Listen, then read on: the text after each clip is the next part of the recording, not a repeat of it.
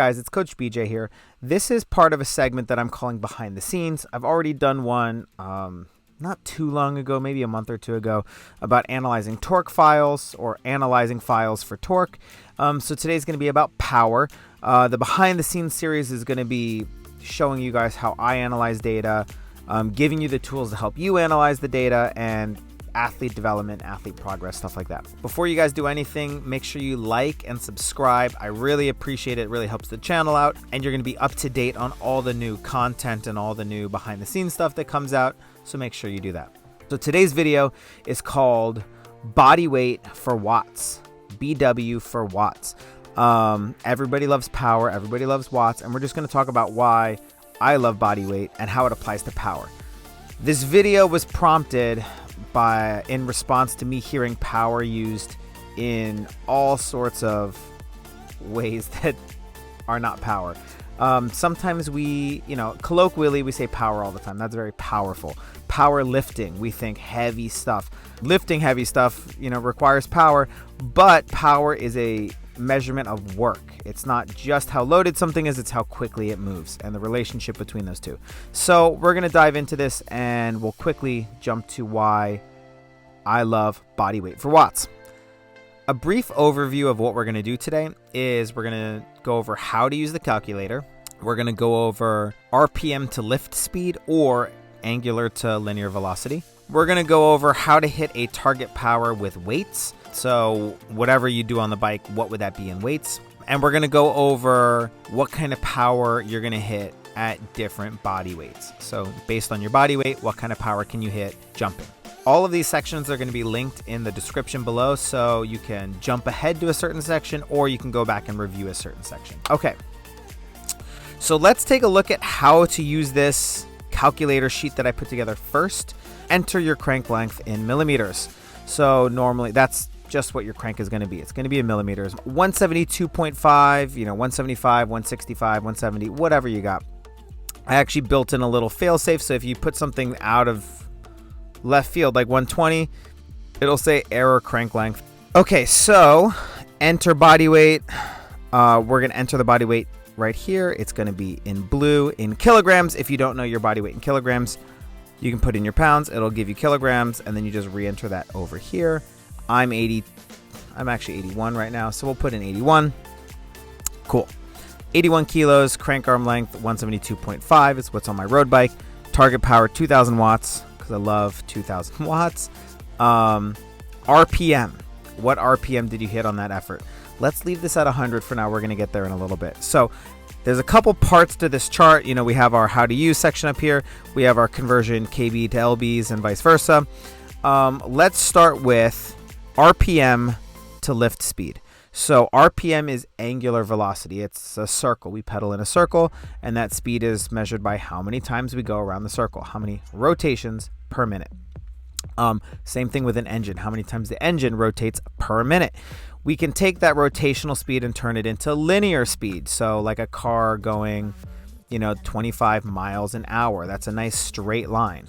It's not how many miles in a circle are you going, it's how many miles in a straight line are you going per hour. So angular velocity to linear velocity. So we're taking our 50 RPMs. I've done a chart here that just pre-populates. It goes up 15 RPM at a time. This is just a reference table for you. It's based off of your crank length. The longer the crank arms, the bigger the circle is. So the faster the linear speed will be on your foot or on the pedal. Okay. So this is just a little cheat sheet, RPMs to meters per second. Let's take a look at up here, how to hit blank watts lifting. That it says 2,000 watts. That is predicated on what I put in my target power. So if I put 1,000 watts, there's 1,000. It'll repopulate itself. 1,000 watts. How to hit 1,000 watts while lifting. And what this does is it takes a power from the bike and puts it into context for what that means with weights. So if you want to hit, let's make it 2,000 watts again. If you want to hit 2,000 watts, what does that mean? How heavy do we have to go? How fast do we have to lift if we want to hit that power off the bike? And we do a lot of off the bike work to bolster and to train ourselves for on the bike. So what off the bike work do we have to do in order to hit the same power target? So let's just take a look here. Let's start at the top. 2.5 meters per second. It takes 82 kilos. So that's about my body weight. So if my body weight can move 2.5 meters per second, I'm hitting 2,000 watts. Conversely, let's go to the other end. 0.3 meters per second. 0.3 meters per second is about the speed of a slow, heavy, maybe 90% 1 rep max lift. So you're really right up towards the end. You're like in your 3 to 4 rep max range, 2 to 4 rep max range. So that kind of weight that you really have to grind through, you would have to lift 680 kilograms to hit 2,000 watts. That is an astronomical number, 680 kilograms. Let's put that in here. 680 equals 1,500 pounds.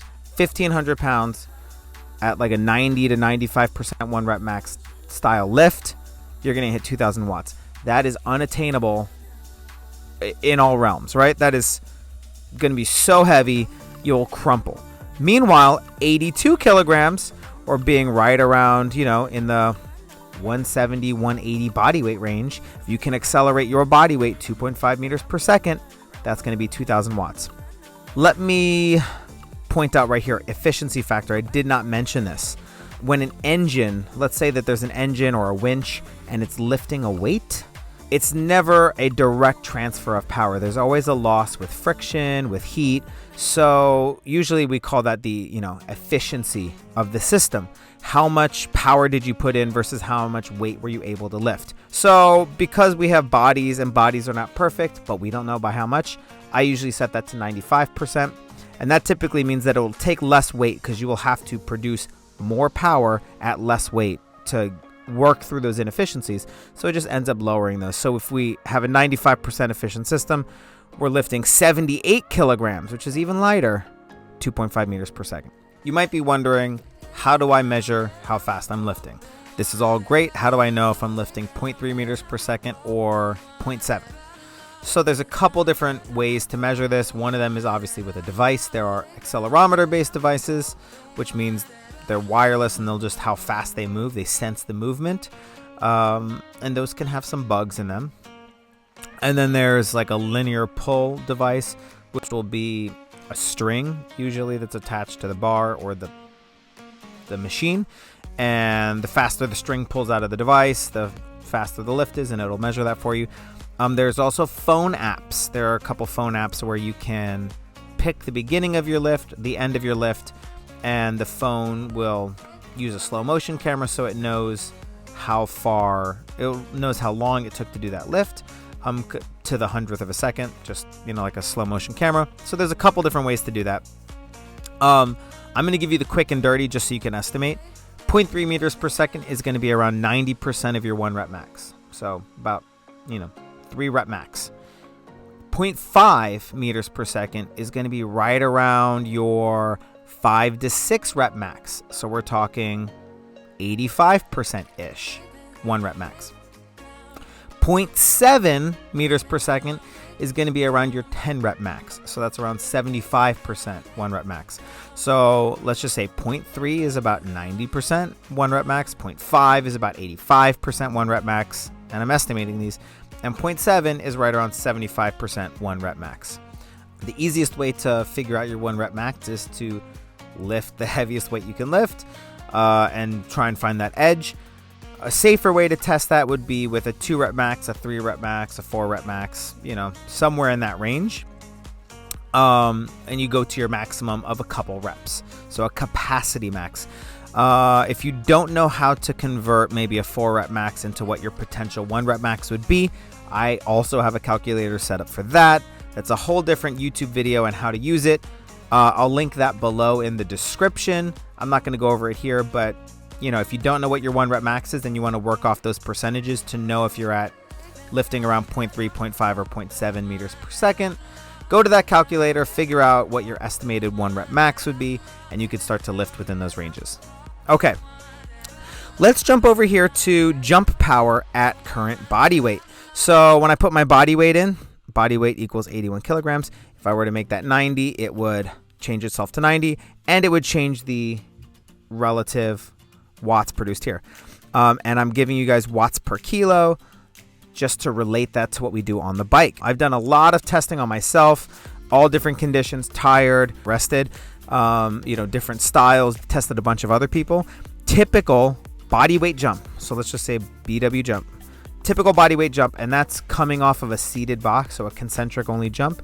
That's a rebound jump. That's a counter movement jump. Almost all of those will be right around 2.5 meters per second, which is the top of our chart over here. A single leg counter movement jump. Counter movement jump means you go down before you go back up, usually with a swing of the arms or some type of momentum. A typical single leg counter movement jump will produce almost the same speed, right? 2.5 meters per second. A single leg concentric jump, so no rebounding, no counter movement, either coming off of a box seated one-legged jump, or even a one-legged step up with a jump at the top, so like a dynamic step up. Most of those will be right around 1.5 meters per second. So we're seeing that those movements are gonna yield less speed and therefore less power. So if we're looking to develop power, or we're looking to spend more time at power, we're looking at single leg counter movement jump or any style of body weight jump. Maximal effort, of course. So when we look at those typical speeds and the weight, the load, right? We're thinking about weight lifted, but your body weight is the weight lifted. So if we have our load and we have our typical speeds, we're looking at powers when you're at 1.5 meters per second. So a single leg concentric, a single leg box jump, we're looking at 1,300 watts at 90 kilograms. Single leg CMJ, counter movement jump, we're looking at 2,200 watts. And similarly, the same thing for a body weight jump. We're peaking at 24, 25 watts per kilo, which is huge. Breaking that 20 watts per kilo barrier is a big sprinter gold star, right? Trying to get above 20 watts per kilo. So this just goes to show you how powerful body weight movements are at putting you at peak power range and being able to have repeatable peak power efforts. If you were, let's just say hypothetically, you were able to lift 646 kilograms one time at 0.3 meters per second, that 1,500 pounds is going to be that 646 kilos is going to be so incredibly hard that you're not going to be able to do it many times. Meanwhile, the density of our body weight jumps that we can pack into a workout is relatively high. So we can get more repeated efforts at very similar controlled speeds of around 2.5 meters per second. And that means we're going to peak out at our 2,000 watts. Now, let's say we weren't targeting 2,000 watts. Let's just say we want to put in something we actually did and we want to do the conversion, just apples for apples. Let's just say instead of target power what we want to hit, let's just say something we did hit. Let's make this up, 1,100 watts. And we put in RPM of what RPM? You would look at your power data and you would see, oh, I peaked at 1,100 watts and I was at 60 RPM. Making this up. Cool. So now we're going to see over here, power and RPM to kilograms and meters per second. At 60 RPM and 1,100 watts, it's equal to lifting 104 kilos at 1.08 meters per second, or 1.1 meters per second. So the leg speed of 60 RPM is going to be the same, but in a straight line, as the leg speed of 1.08 or 1.1 meters per second. And producing 1,100 watts over that speed is the same as doing that with 104 kilo. So we can see apples for apples, speed for speed, where we line up. What's nice about this chart is this little chart right here is just showing you speed for speed. If you want to lift at the same speed that you pedaled, that's your little go-to chart. It's just a nice little reference so you can see how what you're capable of on the bike measures up to what you're capable in the gym. It's also nice to look at this, how to hit 1,100 watts lifting, and you just look at the different possibilities of hitting 1,100 watts. So we can do 43 kilo, which is relatively light for most people, at 2.5 meters per second. And we're going all the way up to, lifting 355 kilo, which is still very heavy, right? 700 pounds or so. What's 355? There we go. 780 pounds. Still super heavy. So what this really boils down to is, what do we want to get out of our gym session? This is not me saying don't lift heavy, only do body weight, because I lift up to at least 80% 4 times a week. I usually go 90% 1 rep max at least twice a week. I lift heavy often.